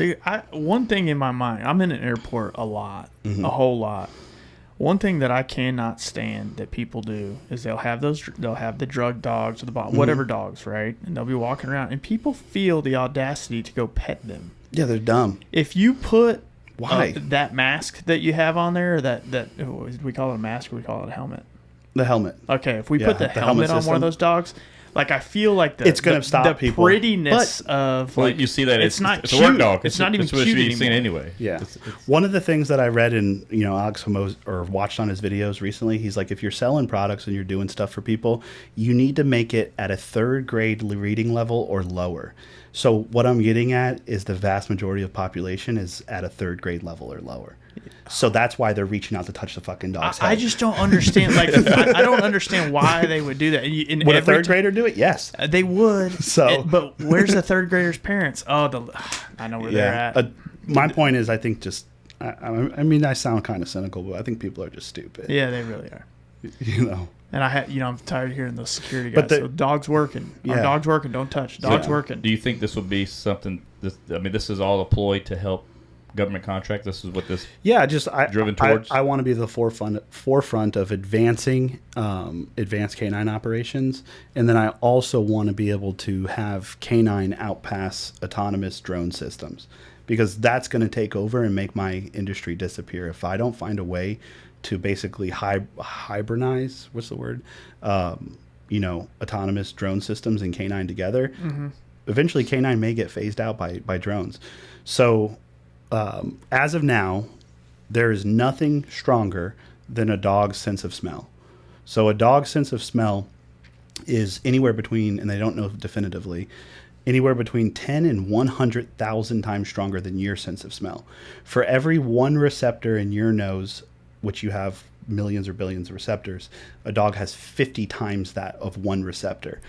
So I'm going to nerd out for just a second for the viewers. First of all, I feel bad if I fart in front of a dog. Oh, dude. And I'll get into that. So you fart in front of the dog. I mean, he is smelling the molecules of your fart. Oh. So you can tell me if I had like yellow number 5? Yes. Ah, dude. Yes. I love it. Yeah. So that's one of the things when your sense of smell, or they call it your olfactory senses, is that incredibly strong. We can dictate that dogs can actually smell within space and time. Okay, so like I've talked to some of these developers of synthetic scents. So like a lot of the trainings that we do stateside, unless you have the proper licenses to have bombs and drugs, which is very difficult to have. I had a bomb license that I recently surrendered. It's not even, it is necessary, but I talked to the manufacturer of a synthetic one, and we got into such a deep conversation that it went all the way down to quantum theory about how particles behave, and it was the craziest conversation of my life, and some of it was over my head, but I did grasp some of it. So anyways, if I was to touch your shoe, right, like that, and the dog was to smell it, there's a density of molecules accumulated from my dead skin cells and things that I touched onto your foot. And the dog can come over to it and know if that's a recent accumulation of smell or a very long time ago. Because over time, the molecules are going to dissipate. Yeah. There could be factors such as wind. There could be humidity in the air and things that affect it. But my point is that because these dogs evolved that way through evolution, to know like if a rabbit was here recently, if this is a strong track or a weak track. Yeah. Right? So isn't that just incredible to know that the dog can smell a concentration of molecules to know if something was recent or if it was an hour and a half ago? That's pretty impressive. So like predatory animals can figure out, like they'll know that there was a rabbit laying and rolling around just recently to be able to then follow this trail that goes this way. Or there's a trail of another rabbit that goes over here that was over 4 hours ago. Yeah. So that's not worth pursuing because this scent is much more dense. Their sense of smell is so incredible. There's no piece of technology that's going to be as good as a dog. So some of the things that I'm looking at, and whether someone goes and takes it and operates it good, because all I care about is canine, is they have technology to be able to pick up the molecules of like explosives in the area. Yep. But you should use that in conjunction with the dog. So the dog shows a final response, and then his like electronic device is also going off. So now you have a double confirmation. Yeah. Right? Instead of just relying on my fucking wand, like use the dogs with the wand attached to the dog so you have redundancy. So you're going to get a false positive or something on the machine. Exactly. And when we train these dogs for explosives, we're 99.98% accuracy rate. When we do our testing, so we actually have to run evaluations and testings to maintain that efficiency rate, we have to maintain a 99.98% efficiency rate. Otherwise, the dog has to go into remedial training and continue to work till he gets back to a 99.98%. Is there anything that the dogs pick up on that is not something? Oh, 100%. Is there anything that they pick up on that? 100%. That 100%. gives them a false positive? So bad training and like they're just so damn smart. Like, let's say you always use latex gloves to handle the bomb making material that you're putting in training with the dog. He could false positive pick up on the latex glove. Let's say you don't wear gloves, which is highly frowned upon. Now you're putting human odor in conjunction with that odor. So then you touch the door with your hand, so the dog could respond. We don't know if the dog's responding on human odor or if the dog's responding on actual odor. So they can false respond on different things. That's crazy. There's other stuff That where goes back like to the molecules. yeah. So part of it. I had responses at the gate with like 18 wheelers that were coming in from like they had previously been doing like working at a mining place, and let's say there's Those like materials are in. Yeah. right. So there could be Compounds. like potassium chloride or something, which is one component of an explosive that's in it, or there's a certain component in diesel fuel that's used in a lot of different explosives. So the dog could show a false response on the diesel tanks. That's why you're a team too, and then you do the proper thing, check that vehicle out and see what's going on with it. But also, you got to know the knowledge of what those things are to where you're like, so you yes vet those out. Yes and no. As a trainer, like as a dog trainer, a guy that makes these things and builds these dogs, you need to know that type of stuff. But a low-level canine handler, I mean, he's just walking the dog looking for a response. Yeah. A lot of these guys don't even know what they're doing. Like, they just need to know, oh, he's sad. Oh shit, That's crazy. So when you understand dogs at that level, it's just fascinating. For me, it is. To understand how fucking awesome they are. Well, it's fascinating hearing about it. We were Yeah. talking about downstairs something about the psychology of dogs. You said you were going to get into. I forgot what we were talking about, but we were talking about what dogs. Oh yeah, so like what I was saying was, a lot of people get frustrated with the animals That's it. because, one of the things that people do is they anthropomorphize the animal and treat them like human beings.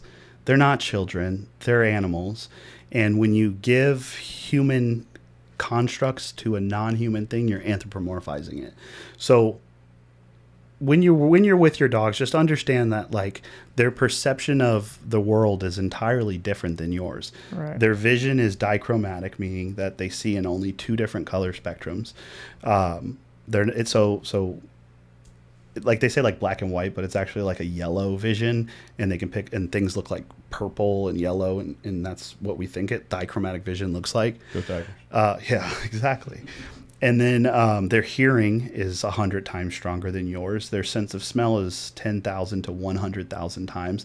So imagine how fucking intense this world is to them.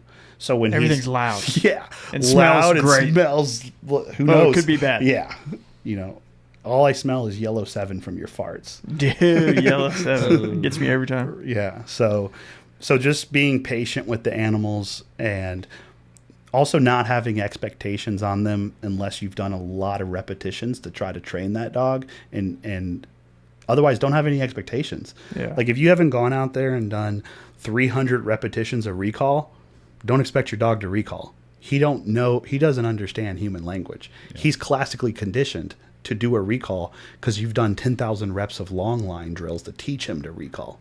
Otherwise, don't have expectations and don't be pissed off at him.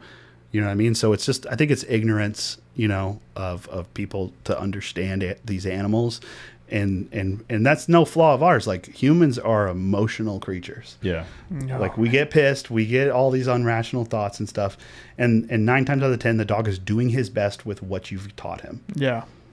If you haven't done enough reps and you haven't worked the dog enough, Yeah, that makes a lot of sense. 'Cause, you do think of them as little humans, but they're far from that. no, Yeah, they are. Yeah. So, Sometimes you might need to start training dogs to train humans. dude, I mean, you say you're good. yeah. I mean, I've really realized it's a dog trainer is more than a dog. Like, if you're super good at training dogs, but you're not good at training humans, you're not going to succeed. You got to be a human teacher. Yeah. So I break things down for people with analogies. I ask my clients their learning styles, right? Are you visual, hands-on, or audio? So I don't try to talk too much. I try to get them to actually work the drills. And I learned that from studying on how to be a human teacher. You need to know how to teach people stuff. So when somebody comes there with, like, say, if I bring my dog there, like the guy you said with the depression, and Yeah. like he brings a dog there for 2 weeks. How many hours a day are you training that dog? Like, what do you what can you get out of a dog each day? I'm running like an assembly line. You know what I mean? So we get the dogs out 3 times a day for training, and then we get the dogs two more times out for breaks during the day. So this Dr. Pepper is killing me. I definitely should have done the water for the podcast, but So the dog gets out of the kennel 5 times, and that comes down to time constraints and how many animals we have. So realistically, he only gets probably an hour total of work in a day, if that, and that's all that's needed. But it's consistency. Like, they learn super fast. Like, if you just worked with your dog for 5 minutes a day on, constructive training, knowing what you're doing, over the course of 3 or 4 weeks, they'll be doing all sorts of stuff. Yeah. You just need to spend 5 constructive minutes working the dog and know what you're doing and have a plan. And that's all they need. Yeah, but a lot of times they get nothing. So when we got our doodle tiger, like I think like the first or second day we got him home from the breeder, we taught him how to go to the back door. He hits that bell. Mm-hmm. So now like he hits the bell. He's been doing it since then. He's so smart. He probably just hit the bell because he didn't want to be in here. He's like, I want to go out. He'll hit the bell and then he'll go turn around and just sit there. And then like if you don't get up, I'm sitting on the He's recliner. like, hello, dummy. Let me out. He'll turn around and go hit again and go sit back there and look at you. Is it any more obvious? Yeah, but it's crazy that Yeah. Those little things they learn. Pretty quick. Yeah. So, and there's always new information coming out, but just for the sake of it, I mean, the smartest dogs are somewhere around the intellect level of a 3 or 4 year old. So that's what you're dealing with is a 3 or 4 year old. And a 3 or 4 year old has a pretty, conscious thinking brain. Yeah. So, that helps me too, is like, I'm not gonna be so hard on you because you're just a 3 or 4 year old, like human, like that's your, but it can't talk to you. It can't tell you things. It can't tell you how it feels. It can't tell you it's in pain. It can't tell you anything. It tries to with the way that it knows how to communicate, nudging you, ringing the bell that I'm about to freaking diarrhea dookie all over your carpet. I've told you 3 times, or I'm barking all night because I'm about to lose my britches, and then you're pissed because he's barking all night and he's doing his form to tell you I'm about to crap myself. Yeah. Yeah. So I think a lot of the parenting of young children and thinking of them that way, just for the sake of being, what's the word I'm looking for? Like understanding of the animal.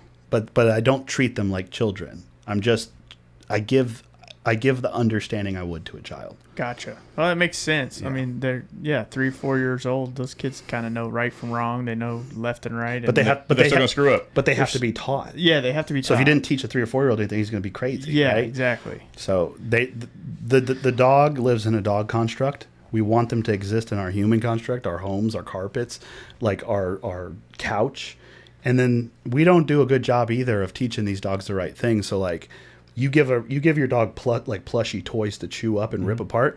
This feels like a plushy chew toy. Yeah. So he don't know the difference between this armchair and the plushy toys you're teaching him to chew up. It's your fault. That's crazy. You're to blame. We give him cadaver arms. Good. That's what we give We give him cadaver arms, and he's just a fucking monster. That's like I tell people sometimes too, like with like raw diets and letting the dogs chew raw chicken bones. I'm like, yeah, when he bites your hand ain't gonna feel any different than that raw chicken leg you fed him. Dude, I had a friend that used to only fed his dog raw meat. That's gross. So like if you know what you're doing with the raw diet, it's better for the health of the dog. But in my theory and my thoughts, it kind of reverses their domestication, and I've seen a lot of these dogs, like I'm just drawing data points together where these dogs have had a lot of behavioral issues, and some of it can be attributed to like reverse domesticating the dog by letting it rip open flesh and meat and stuff. You know what I mean? That's going backwards in domestication. The irony of it all is the same dog ended up biting their other dog in the house. Oh, cool. And locked into it. There we go. Another data point for and me. The only way they could get this dog to stop biting on this other dog was to stick a broom handle up its ass. Not the preferred method.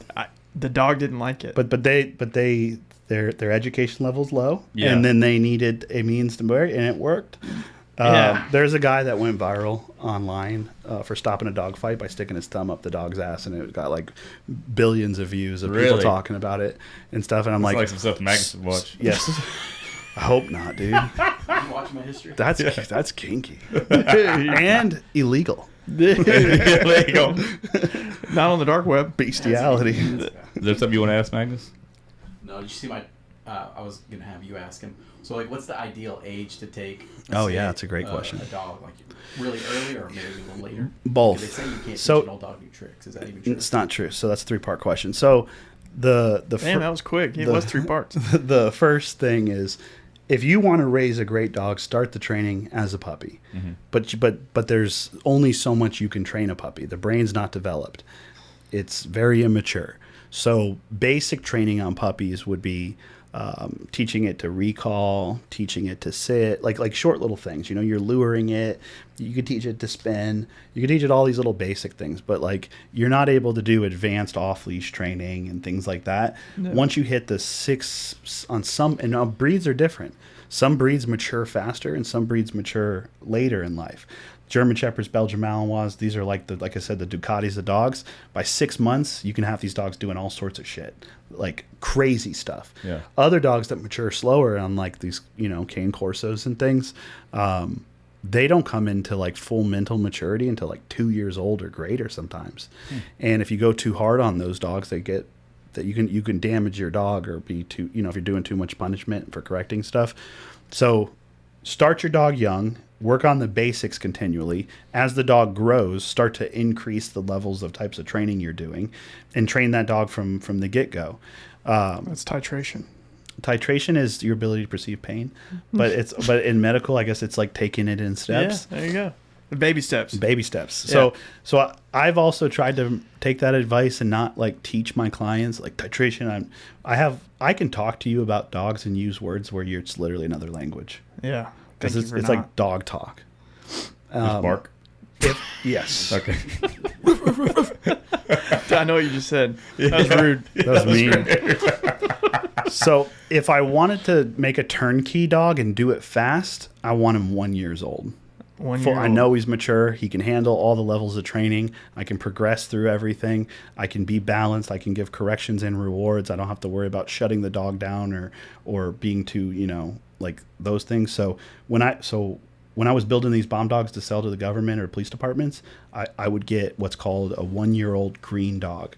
A green dog is a dog that doesn't know anything, and it's 1 year old. So now I can, within 30 days, build a dog that's ready to hit the road and be trained on all the odors and everything, and I could fly through training with it because it's mentally mature enough. How long would that take to get, if you had a 1 year green dog that was susceptible to training? How quick could you get them ready to go? I know what I can do.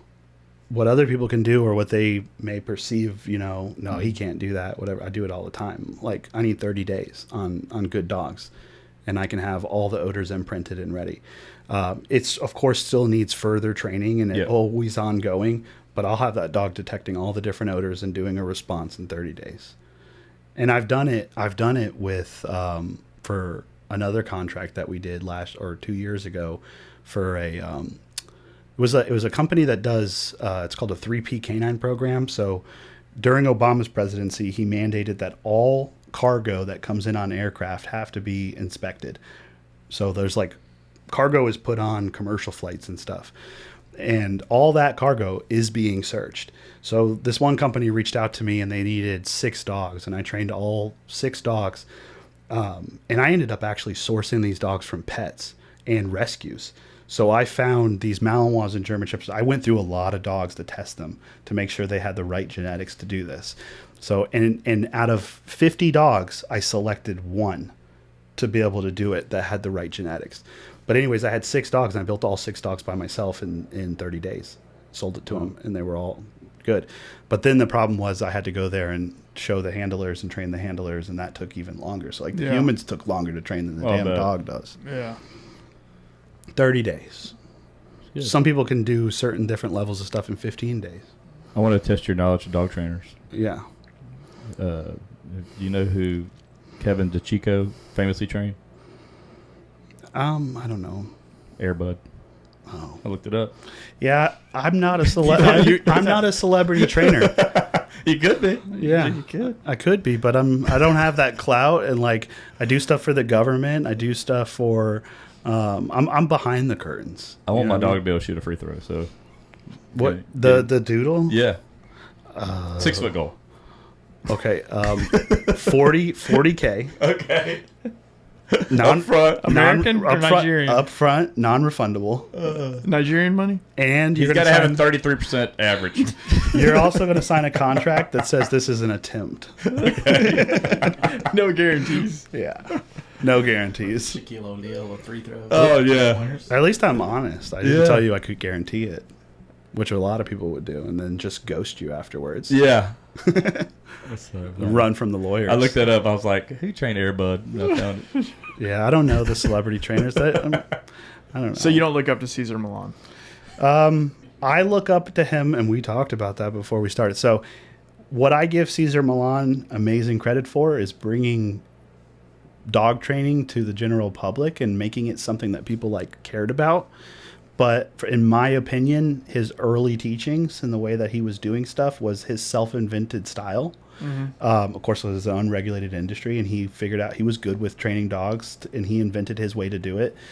He received a lot of flack, and he still does, from a lot of trainers that know these technical terms and have gone through like I went through months and months and months of formalized schooling to do this.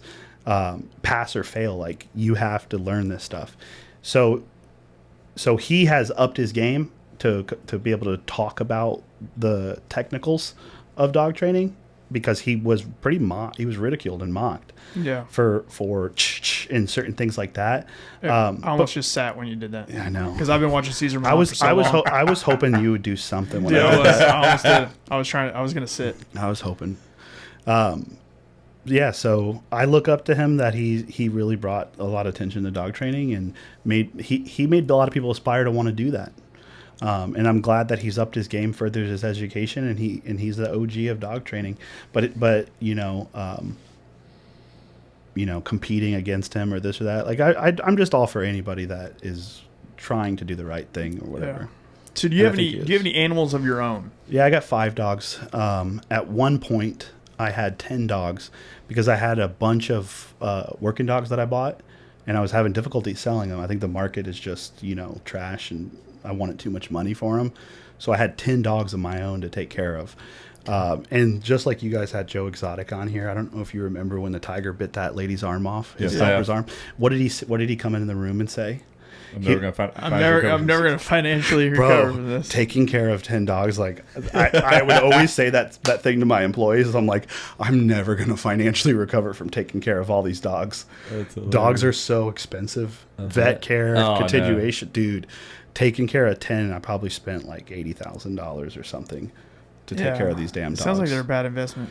Yeah, I mean, it depends. I mean, if I'm depressed and don't want to hurt myself, and those dogs are prevented, it's a good investment. Financially, they're a bad investment, but mentally, they may be a Mentally positive. good. Yeah. Yeah, so I got 5 dogs. Actually, I just had one pass away 3 weeks ago. He had been with me for 10 years. He was a Malinois. He was a rescue, and he lived. I think he's 10 years old, but he had a tumor on his heart that I had no clue about, and it literally just consumed it and ruptured one day, and he dropped dead when I went home on vacation. So I didn't even get a rest. I mean, my dog died on my vacation, and it sucked. Oh. So much for a comedy sorry, podcast. I know, but now I'm down to 5, and the sad thing is that a lot of my dogs are starting to all be around 10 years old because I've had them for that long. Well, at least 2 of them are, and then the other one's 5. So I'm kind of bracing myself for the next ones, man. That's tough. They don't get easy. That's the other thing. I mean, it's not easy. You get these dogs and you work them and you train them and you bond with them, and they're only here for a short time. I didn't mention that. I always try to remind myself that, he's only going to be here 10 years, and you're being an asshole. Yeah. Yeah. So I really cherish the time more. Yeah. Think about that. Yeah, and my dogs are different. Like him and my other dog Roxy. Like I had them since I was in the military. Like they got me through some of the worst emotional times of my life. Yeah. Transitioning out of the military, being completely alone. And that's all I had. So you get attached if they're in your life in that aspect instead of just for sure.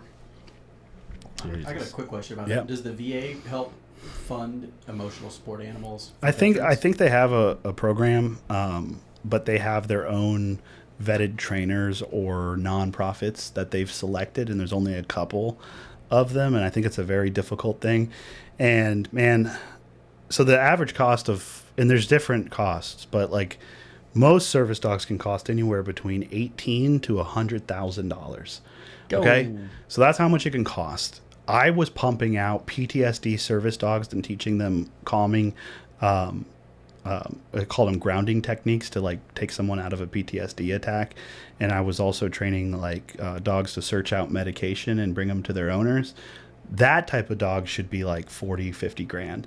And I'm training it all day long at 8 grand for veterans and not making a single dime of profit and basically running my business like a nonprofit, which isn't financially the best thing. But I was doing it too because like I have PTSD, I have a service rating, I have all these things. So I give back as much as I can and do what I can, but it is very difficult for people to get service dogs. So I'm here trying to be like, let me teach you how to train your own service dogs. And that's one of the things I'm also going to be coming out with more, is making that more publicly available, because you don't, by law, you don't have to go pay $100,000 for a service dog. You can train your own service dog, but by law, the dog has to do a task for your disability. Otherwise, it's a fake service dog. And in Texas, that's a misdemeanor. If you have a fake service dog, you're just throwing a vest on your doodle, that's a misdemeanor. So the ADA created an easy way for people to train your own service dog. They said it has to have a provable task that it can do for your disability. So for example, let's say like you have mobility issues and your St. Bernard could potentially, that type of size dog would be good for mobility, because you could put a custom harness with like a cane and that dog could help steady your balance if he's trained to walk in a heel. He needs a lot of training to get there. That guy is strong. Yeah. So as long as your dog does something for you and you have a definitive task and a disability, I mean, everybody should be able to train their own service dogs. The problem is there's just a lack of knowledge on how to do this stuff. Yeah. And a lot of trainers gatekeep their knowledge. They don't share it because it's a business. Yeah. So how can everybody find you to reach out for your services? I mean, we'll share all this stuff once the episode comes out, but Yes. how can people find you and get in touch with you to find out about your services? Yeah, so if you wanted to take my dog trainer course and certification, I mean, you can just go to our website and reach out. You can email me at bellumk9inc@gmail.com. And really that's the best way. And of course, I run the most amount of ads of any dog trainer, and I have like the largest ad account on Meta probably in the country. Really? Yeah. So people find out about me because literally if they say something about dogs, I'm advertising on your cell phone. Like, it's spying on you. Yeah, that's good. So locally, I think everybody knows about me, and it's constantly growing. But people that are, further away that see this, if you want to take the dog trainer course, make it extremely affordable, and you can just send me an email, message the company, call so you the have company. like a web-based training course you get? Yep. Oh, nice. Yep. So they can take that and knock that out. I'm still working on it. It doesn't comprehensively cover everything. I haven't taught advanced dog aggression drills. Honestly, I don't think people should be working on those alone. You need to come to a professional. Yeah, I feel like. But the flack that I've gotten is like, this course doesn't teach me to not make my dog want to kill the other dog. I was like, well, come to a trainer so it's professionally supervised. Yeah. I don't want to put that info out there. I want you to come to a trainer that knows what they're doing to work on that task. But everything else is on there. Not pulling on the leash, not jumping on people, all your different commands, understanding it, so. Sit, stay, attack Magnus. Exactly. Yeah. Exactly. If anybody reaches out to Shane, make sure to let them know that you heard it from here, just so you can kind of Absolutely get some traction your way. It's nice that it's web-based for people outside of your service areas. Yep. And then if you want to buy that K9 Fortis system, you go to k9fortissystem.com. Yeah, I recommend you go and look at it, dude. It's At least look at it. It looks cool. Yeah. I can't wait till y'all make them for cats. What? What? Oh, never mind. Dude, I'm a cat guy. I don't know if you know that. Oh, that's a red flag. It is a red flag. I like dogs and cats. You know who you remind me of? Oh, please tell me it's somebody cool. Yeah. Rob Deerdeck. You know? Yeah, it's funny. Yeah, you know what? You remind me of Rob I've actually Deerdeck, heard that before. Yeah. Hey, speaking of, so I can skate. that's why we're like, our podcast goes doppelgangers. But like, one of the things we used to always ask our guests is like, okay, who's somebody you get told you look like? Who do I look like? Who's your doppelganger? I don't know. You tell me. Well, so nobody's ever been like, hey, you look like. I think they told me I look like I think Tebow or something. Kevin but- James. Tim Tebow? I don't know. I'll be the judge of that. I don't know. Kevin James? Who's that? He's a Paul Blart, Mall Cop. Fuck. little bit. I need to get on a diet. You kind of look like Caleb Francis. Well, you look like him a on social media. I Yeah. can see Kevin James though, but like you're a skinnier Kevin James. Kevin James is a black belt in Brazilian Jiu-Jitsu, I think. Yeah. And Kevin James Yeah, dude. is. Well, listen, I was told I was good looking. You know, Dude, that's I what my think- mom used to I say. think you're That's hot. it's cool. Did you say you're a good singer too? Nope, Okay. not a good singer. I can't carry a note if it was tied to my back. See, I see Caleb Francis' son just because you're a big guy, backwards hat. Yeah. I was like, I could be like him. Yeah, he's y'all really do. funny Y'all too. do kind of look alike. Yeah, I like that one. absolutely. That's I don't know who he looks like. He's an individual. right. Don't give him that. Don't tell him that. Dude, you do. I never thought about that. You do look like Rob Dyrdek. All right, moving on. He talks like him too. I look like Big Black. Yeah. Dude, you do. Or, no, actually, you look like the miniature pony, Yeah. the mini horse. I'm Big Black. I love that show, dude. From the waist I'm down. drama. Dude, rest in peace to Big Black, man. Yeah, that's That was a great show. Houston native. He was? Yeah. I know that. Yeah. Yeah, he was. Yeah, is there anything else you want to close with before? No, I mean, I'm thankful that I got to get on the podcast and teach about dogs and dog training. And No, it's talk good for about us, my dude. Dude, it's business, been you know? very interesting. It is. I'll be Yeah. honest. I didn't know how interesting dog training was going to be, but Yeah. I've been captivated this entire Cool. time. No, really, it was. Go And- train your Saint Bernard. And one Take of my online course.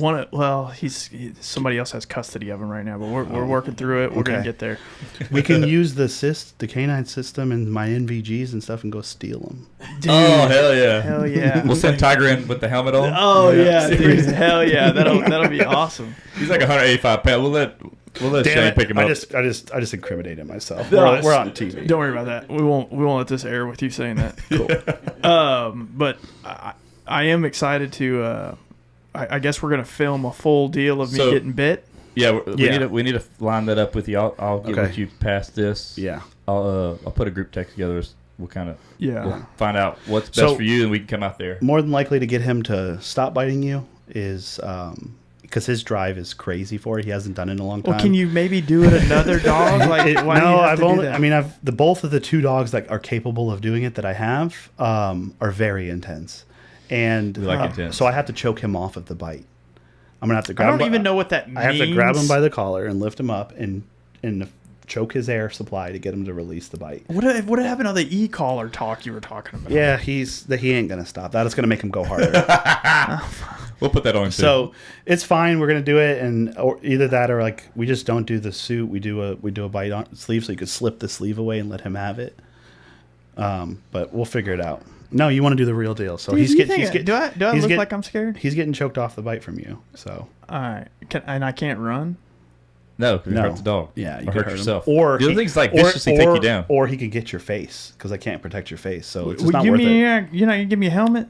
You make helmets for dogs, and you can't even make one for a human. No, I don't want to have my face uncovered, you'll be fine. dude. That's the I trust him. Yeah, I got you, dude. But you got to sign a waiver too. I can't write. Okay, I right. can't. Okay, well I'll record the waiver. Do you consent? Hey, I- Vida's right on. He's a lefty. He'll sign it. I need to talk to a lawyer if that'll work. I write right-handed, Yeah. Oh, you do? Mm-hmm. Oh, okay. So does Rob Dyrdek. dude. I don't know. Does. Dude, great show. Cool. Where's your fantasy factory? Oh man, you don't even want to. Oh. I haven't had a man in there in a long time. Macaroni's is safe word there too. We're gonna end with that. Well, hey Shane, thanks for coming on, man. It really Thanks was for having me. insightful. I think these kind of guests makes it even more fun. Cool. Because when you learn something, then like I'm sure there's a lot of people out there like it's like I listen to a lot of Rogan episodes. I like listening to stuff that people I don't know just to kind of hear Yeah. about professions. Like the beekeeper one was my favorite episode just because Yeah. it was something really cool. You know. Yeah, because we have narrow perspectives. You don't about know stuff. that Yeah. world, you know. So, but yeah, we appreciate you coming on, man. Thanks for having This me. will actually drop Tuesday. Tuesday. Sick. I can't wait for people to see So, it.